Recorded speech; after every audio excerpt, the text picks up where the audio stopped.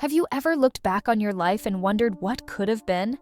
This is the story of a connection that started in the past, changed over time, and left an indelible mark on two lives. Today we're diving into a story of love, loss, and the kind of bond that stands the test of time, even when it's tested by boundaries and betrayal. It's about Ethan and Grace, two people brought together by circumstance but forever connected by emotion. Let's unravel their tale and see how one moment can change everything. Ethan had just stepped into adulthood. At 21, he was supposed to feel excited about his future, but instead, life felt like it was spiraling out of control. After years away at university, coming back to his childhood home wasn't the comfort he'd hoped for. It was unsettling. The house looked the same, but it wasn't home anymore. His father's new marriage to Grace, a woman in her late 60s, had transformed the atmosphere. Grace wasn't what Ethan had expected. She was warm, charismatic, and carried herself with an elegance that seemed to defy time. But no matter how kind she was, Ethan couldn't shake the feeling that she didn't belong.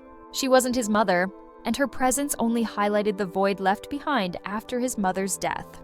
Family dinners were the worst. Ethan would sit in stiff silence, watching Grace talk with his father like they'd known each other forever. She laughed easily, her charm effortlessly filling the room, but for Ethan, every sound was a reminder of the life he'd lost. After each meal, Ethan would retreat to his room, closing the door as if it were the only way to block out the reality of his fractured family. He avoided Grace as much as possible, keeping their interactions short and polite. She wasn't at fault, but the weight of his grief and resentment created an invisible wall between them. Grace noticed. She saw the way Ethan's shoulders slumped, how his gaze never quite met hers, and the heaviness in his steps as he disappeared upstairs. She wasn't offended, she was concerned. She could see the signs of someone who was struggling but didn't know how to reach out for help. One night, after an unusually tense dinner, Grace watched as Ethan retreated to his room like clockwork. Something about his posture that evening felt different. Heavier, more defeated. For weeks, she had hesitated to step into his world, afraid of pushing him further away. But that night, she decided to try. She walked down the hall, her footsteps soft, and gently knocked on Ethan's door. If you're intrigued by this story so far, don't forget to hit subscribe for more tales that dive into the twists and turns of love, trust, and betrayal. Grace stood outside Ethan's door, her heart racing. She had no idea how he would react, but something told her this moment mattered. She knocked softly, her voice gentle but firm. "Ethan, can we talk?" There was a pause before the door creaked open. Ethan stood there, his face partially illuminated by the glow of his phone. His usual guarded expression had softened, replaced by a mix of surprise and weariness. "What's up?" he asked, his voice low and unsure. Grace hesitated but stepped inside. "I just wanted to check on you. You seemed off tonight." Ethan moved back to his bed, sitting on the edge with a sigh. His shoulders slumped as he stared at the floor. Grace took a seat on the other end, maintaining a respectful distance. "I'm fine," he muttered, but the weight in his voice betrayed him. Grace studied him for a moment before speaking. "You don't have to tell me, but I can see you're carrying a lot right now. I've been there too, Ethan. You can talk to me if you want." Ethan's eyes flickered toward her, conflicted. For weeks, he had bottled everything up, convinced no one could understand how lost he felt. But something in Grace's tone, soft yet resolute, felt different. He sighed, running a hand through his hair. "It's just, coming back here feels wrong," he admitted. "This house doesn't feel like home anymore. It's like everything I knew has disappeared, and I'm stuck trying to figure out who I even am." Grace felt her chest tighten.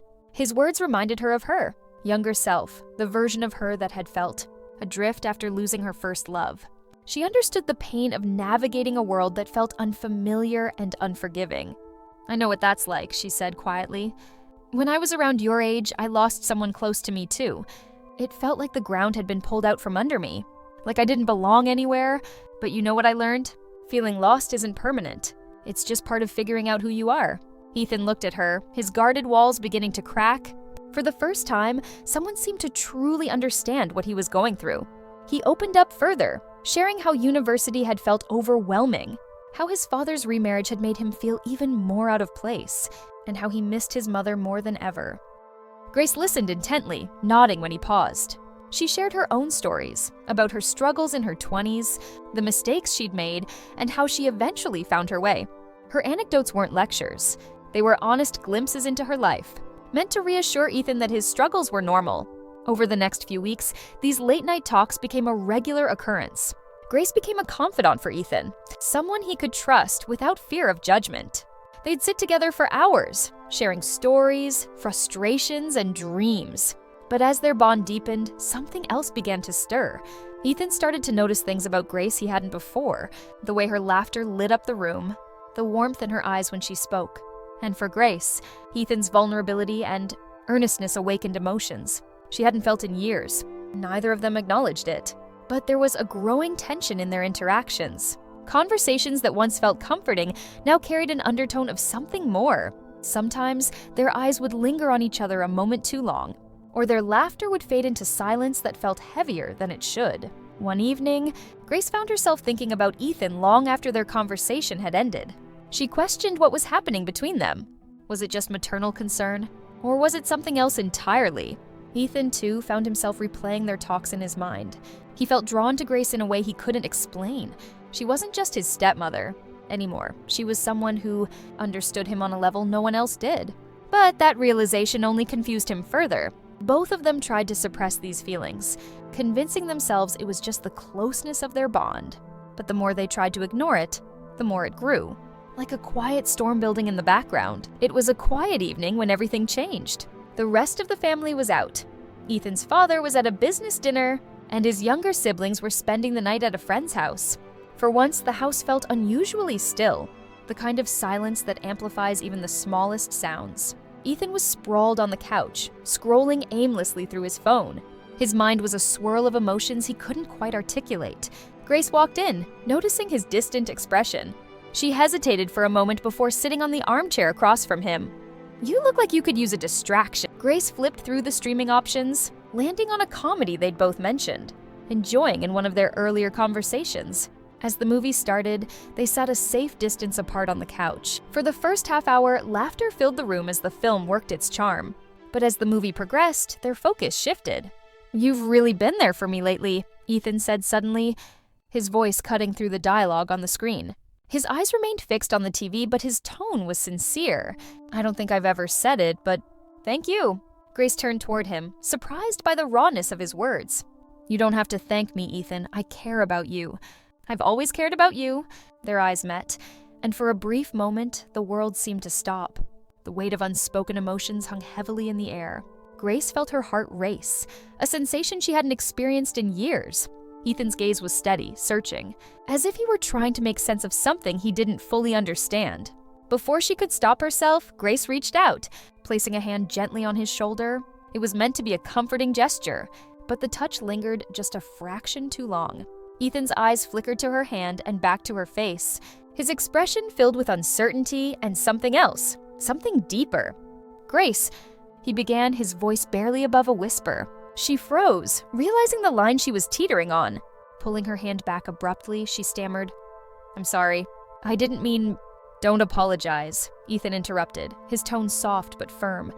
I don't even know what I feel right now."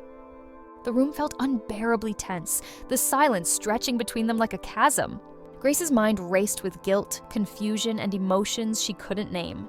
"I think I need some air," Ethan said suddenly, standing up and heading for the back door. Grace didn't stop him.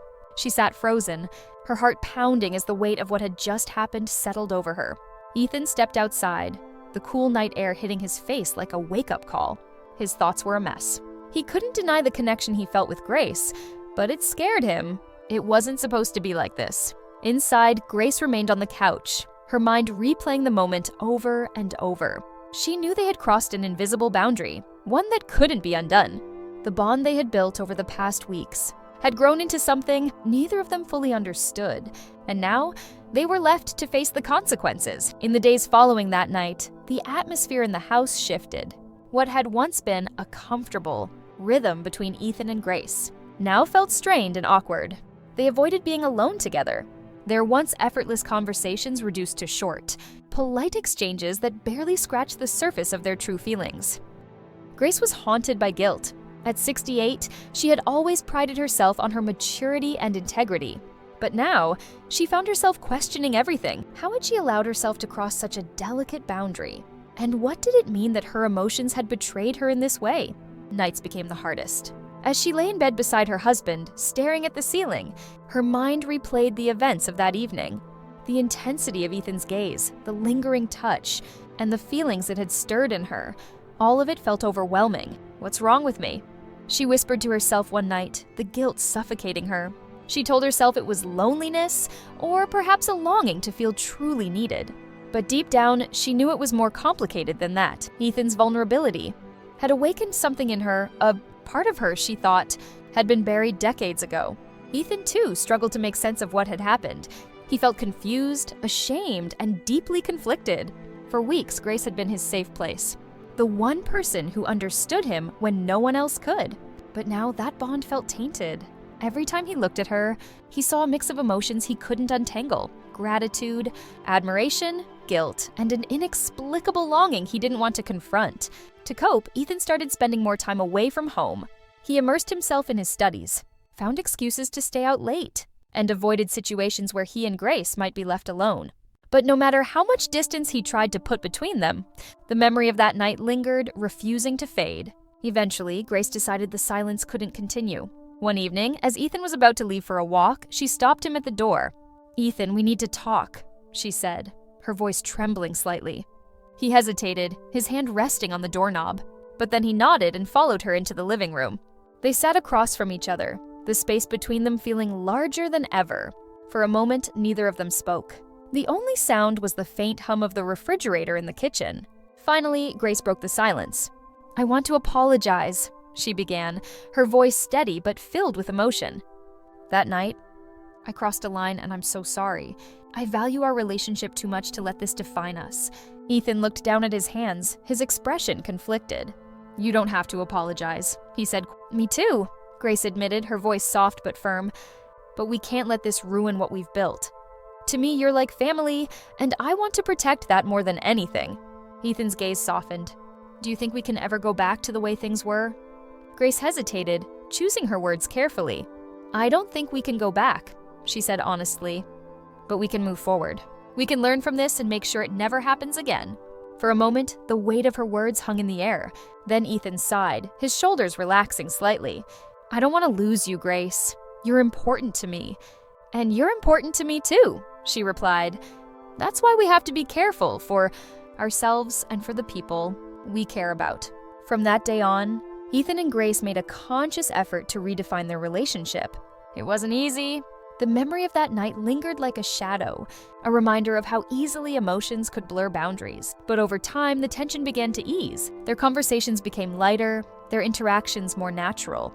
Grace focused on being a supportive presence in Ethan's life, offering guidance and encouragement without crossing any lines. Ethan, for his part, found comfort in their bond while channeling his emotions into healthier outlets. He started journaling, reconnecting with old friends, and slowly rebuilding his confidence. Though they never spoke of that night again, it remained a turning point in their relationship. For Grace, it was a moment of deep introspection, a chance to confront her vulnerabilities and reassess her role in Ethan's life.